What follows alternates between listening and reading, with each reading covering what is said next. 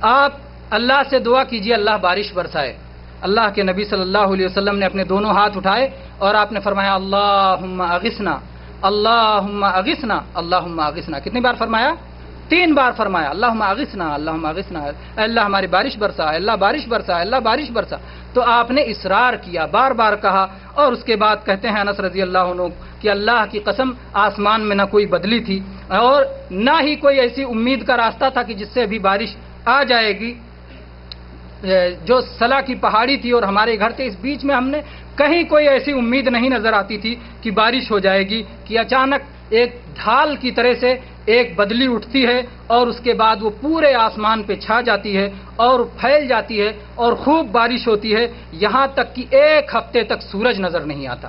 1 ہفتے تک سورج نہیں نظر آتا، بارش ہو رہی ہے، ہو رہی ہے، ہو رہی ہے۔ اگلے جمعہ کو وہی شخص آیا یا کوئی دوسرا شخص آیا اور اس نے رسول اللہ صلی اللہ علیہ وسلم جبکہ آپ کھڑے ہو کے خطبہ دے رہے تھے، اس نے کہا کہ اے اللہ کے نبی اب تو بارش کی وجہ سے ہمارے مال برباد ہو جائیں گے اور ہمارے راستے بند ہو جائیں گے، اللہ تعالیٰ سے دعا کیجئے کہ بارش روک دے۔ اللہ کے نبی نے پھر ہاتھ اٹھا دیے اور ہاتھ اٹھانے کے بعد آپ نے کہا اللہم حوالینا ولا علینا، اللہم حوالینا ولا علینا، اللہم علی الاکام والضراب والاودیہ ومنابت الشجر، اے اللہ ہمارے چاروں طرف بارش ہو، ہمارے اوپر نہ ہو، کیونکہ ہمارے اوپر ہونے سے ہمیں نقصان ہو رہا ہے۔ یہیں سے یہ مسئلہ بھی معلوم ہوتا ہے کہ جب اللہ کی کوئی نعمت آ رہی ہو، اس نعمت سے اگر کوئی پریشانی ہو رہی ہو تو اس نعمت کے رک جانے کی دعا نہیں کرنا، بلکہ جتنا پریشانی ہے اس پریشانی سے رکنے کی دعا کرنا۔ اے اللہ یہ تیری نعمت ہے، ہم اس کو جانتے ہیں، لیکن اس نعمت سے اتنی زحمت ہو رہی ہے، اے اللہ یہ زحمت ختم کر دے اور اپنی نعمت باقی رکھ، کہ اے اللہ بارش ہوتی رہے، بارش پہاڑوں پہ ہوتی رہے، ندیوں میں ہوتی رہے، نالوں میں ہوتی رہے، نہروں میں ہوتی رہے، جہاں جنگل اگے ہوئے ہیں وہاں بارش ہوتی رہے اے اللہ، لیکن ہمارے اوپر نہ ہو، کیونکہ ہم اب اس سے پریشان ہو گئے ہیں اور اس سے تکلیف ہو گئی ہے۔ تو اللہ کے نبی صلی اللہ علیہ وسلم نے یہ دعا کی اور اس کے بعد میں بدلی چھٹ گئی، بارش رک گئی، اور کہتے ہیں کہ ہم جمعہ پڑھ کے نکلے تو دھوپ میں نکلے۔ کی انس رضی اللہ عنہ کی یہ حدیث تھی۔ جیسے میرے بھائیوں صحیح مسلم میں عبداللہ ابن مسعود رضی اللہ عنہ کی حدیث ہے، کہتے ہیں کان النبی صلی اللہ علیہ وسلم اذا دعا دعا ثلاثا واذا سأل سأل ثلاثا، اللہ کے نبی جب دعا کرتے تھے تو 3 بار دعا کرتے تھے، اور جب مانگتے تھے تو 3 بار مانگتے تھے، یعنی اللہ سے مانگتے تھے تو 3 بار مانگتے تھے۔ تو گویا دعاؤں میں اصرار کرنا یہ نبی کریم صلی اللہ علیہ وسلم کی سنت ہے اور یہ دعا کے اہم آداب میں سے ہے، اور اس کو بہت سارے علماء نے بہت اچھی اچھی مثالوں سے، علماء اور ائمہ دین نے بہت اچھی اچھی مثالوں سے اس کو سمجھایا ہے۔ امام احمد نے اپنی کتاب الزہد میں ایک جو ہے مورخ رحمہ اللہ سے ذکر کرتے ہیں، کہتے ہیں کہ مومن جب دعا کرتا ہے تو اس کی مثال ایسے ہے کہ جیسے وہ کشتی میں سوار ہو کے جا رہا تھا اور کشتی ٹوٹ گئی، اب وہ ایک لکڑی پہ بیٹھا ہے اور اپنی جان کو بچانے کے لیے کہتا ہے اے رب اے رب اے رب۔ آپ سوچیں کہ ایسا آدمی کیسے دعا کرے گا جو اس مصیبت میں پھنسا ہوا ہو اور اپنے آپ کو تصور کرے کہ میں سمندر میں یا دریا میں ایک تختے پہ بیٹھا ہوں اور کب میری جان چلی جائے گی، تو کیسے دعا کرے گا؟ اس انداز میں جب اللہ سے بندہ دعا کرتا ہے تو اللہ تبارک و تعالیٰ کی رحمت فوراً اس پر اپنا کرم کرتی ہے، اور جو بار بار دروازہ کھٹکھٹاتا ہے تو اس کے لیے امید ہوتی ہے کہ دروازہ ضرور کھلے گا۔ تو اس میں یہ بھی ہوا کہ دعا کرے، بار بار کرے، اصرار کر کے کرے اور 3 بار دعا کرے۔ اور میرے بھائیوں اسی طرح سے دعا کے آداب میں سے یہ بھی ہے کہ جامع دعاؤں کو اختیار کرے، جامع دعاؤں کو اختیار کرے، اس میں بہت زیادہ اپنی طرف سے باتیں نہ بنائے، یعنی جیسے کہنا شروع کرے اے اللہ مجھے معاف کر دے، میرے بیٹے کو معاف کر دے، بیٹے کے بیٹے کو معاف کر دے، پوتے کو، پڑ پوتے کو، ایک ایک کا نام لے کے آپ سیدھے سے کہیں اے اللہ مجھ کو، میرے باپ دادا کو معاف کر دے، میری آل اولاد کو معاف کر دے، ہو گیا، اس میں سب ہو گیا۔ لیکن ایک ایک کا نام لے کے اور اس کو بھی اور اس کو بھی اور اس کو بھی اور اس کو بھی، اس طرح تفصیل کرنا، اے اللہ مجھے جنت دے دے، جنت کے کونے میں، فلاں کونے میں داہنے طرف یا بائیں طرف اس کو متعین فکس کر کے، اے اللہ ادھر ایک سفید محل دینا، سفید محل میں اتنی کھڑکیاں دینا، اتنے دروازے دینا اور اتنی حوریں عطا کرنا اور اتنی نعمت۔ یہ اس طرح سے ایک صحابی کا بیٹا ایسے دعا کر رہا تھا تو صحابی نے کہا کہ بیٹے یہ زیادتی نہ کرو، دعا میں زیادتی نہ کرو، جب جنت میں جاؤ گے تو اللہ جنت کی ساری نعمتیں تمہیں دے گا، تو اللہ سے جنت مانگ لو، جنت مانگ لو، ساری چیزیں اللہ تبارک و تعالیٰ تمہیں اس میں عطا فرمائے گا۔ بہت سارے لوگ اس طرح کی دعائیں شروع کرتے ہیں تو بہت سارے بلا وجہ کی تفصیلات کرتے ہیں جو کہ نہیں ہونا چاہیے۔ اس سلسلے میں نبی کریم صلی اللہ علیہ وسلم کی ہم بعض جامع دعائیں آپ کے سامنے رکھتے ہیں کہ جس سے آپ کو اندازہ ہوگا کہ کس طرح کی دعائیں ہمیں کرنا چاہیے اور اللہ کے نبی صلی اللہ علیہ وسلم کس طرح کی دعائیں فرمایا کرتے تھے۔ سنن ابن ماجہ میں جو حدیث صحیح ہے، عائشہ رضی اللہ عنہا سے روایت ہے کہ اللہ کے نبی دعا کرتے ہوئے کہتے تھے اللہم انی اسألک من الخیر کلہ عاجلہ وآجلہ ما علمت منہ وما لم اعلم وَأَعُوذُ بِكَ مِنَ الشَّرِّ كُلِّهِ عَاجِلِهِ وَآجِلِهِ مَا عَلِمْتُ مِنْهُ وَمَا لَمْ أَعْلَمْ۔ اے اللہ میں تجھ سے ہر بھلائی مانگتا ہوں، سب کے سب بھلائی مانگتا ہوں، وہ جلدی کی بھلائی ہو، دیر کی بھلائی ہو، دنیا کی بھلائی ہو، آخرت کی بھلائی ہو۔ اے اللہ ہر بھلائی میں تجھ سے مانگتا ہوں، جس بھلائی کا مجھے پتہ نہیں وہ بھی مانگتا ہوں اور جس کا مجھے پتہ ہے وہ بھی مانگتا ہوں۔ اے اللہ ہر برائی سے میں تیری پناہ چاہتا ہوں، چاہے وہ جلدی کی برائی ہو، چاہے وہ بعد کی برائی ہو، چاہے وہ دنیا کی مصیبت ہو، چاہے آخرت کی مصیبت ہو۔ اے اللہ ہر مصیبت سے میں تیری پناہ چاہتا ہوں، اور اے اللہ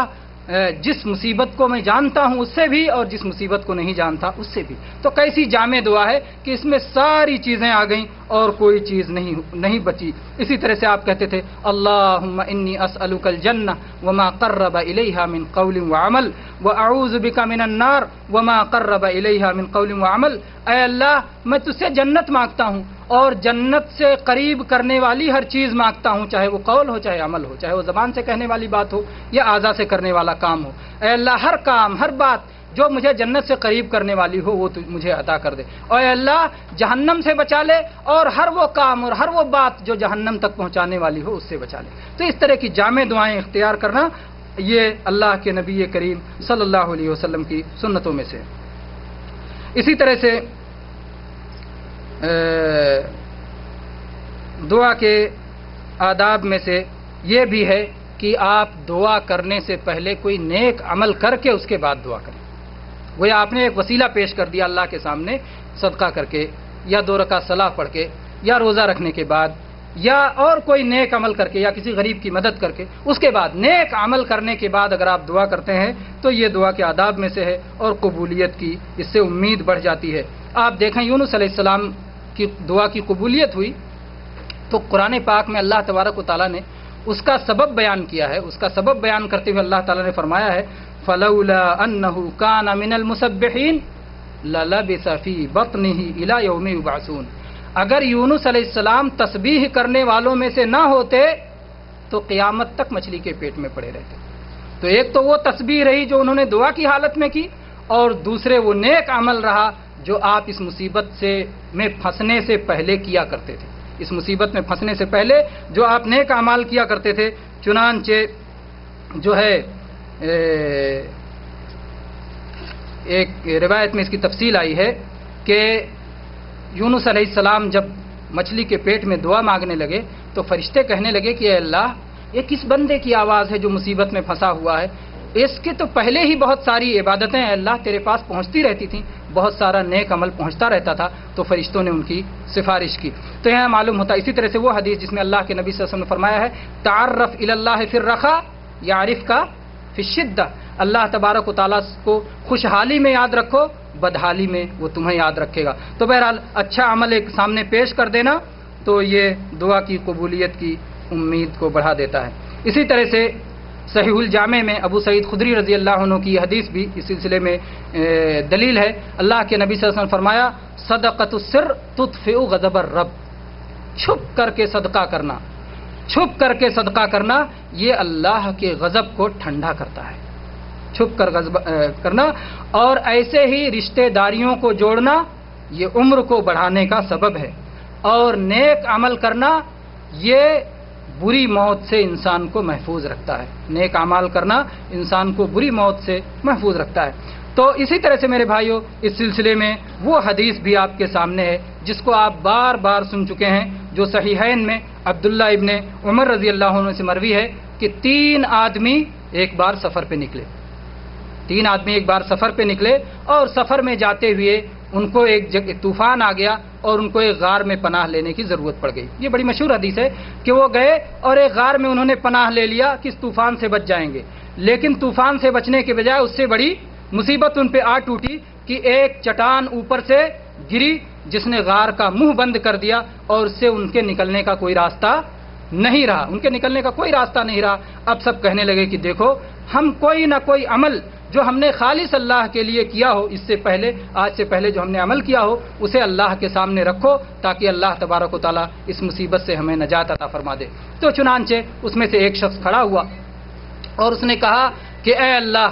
اللہ تو جانتا ہے، اے اللہ تو جانتا ہے کہ میرے بوڑھے ماں باپ تھے اور میں بکریوں کا چرواہا تھا۔ میں بکریاں چرا کے جب اپنے گھر واپس لوٹتا تھا تو میں بکریوں کا دودھ دوہ کے پہلے اپنے ماں باپ کو پلاتا تھا، اس کے بعد اپنے بیوی بچوں کو پلاتا تھا۔ اور